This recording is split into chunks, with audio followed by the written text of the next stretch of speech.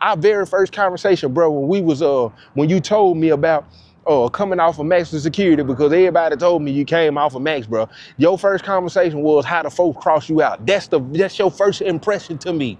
And then when you tell me your first impression that them folks cross you out, and then you come in here, bro, and you campaigning for a POA, what you think they tell me?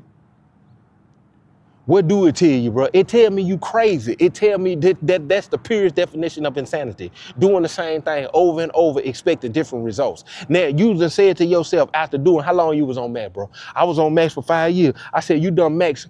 You was on max for 5 years, getting crossed out by the folks, having to do something that you really didn't want to do. You come back to the compound, and I said, get what? Can I be frank with you? You been saying everything else. Joe T, go ahead and say it. You come out here and you scared to be the man that that you was telling yourself over and over when you was on that 23-1. I said, you want me to tell you how I know you had them conversations with yourself? I said I was on 23-1.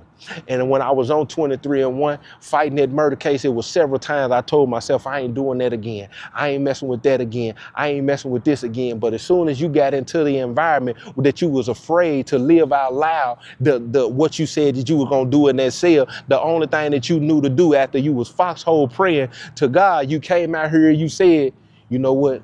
I got to do what I got to do right now, because you scared. You scared. Scared of what? To dare to be different.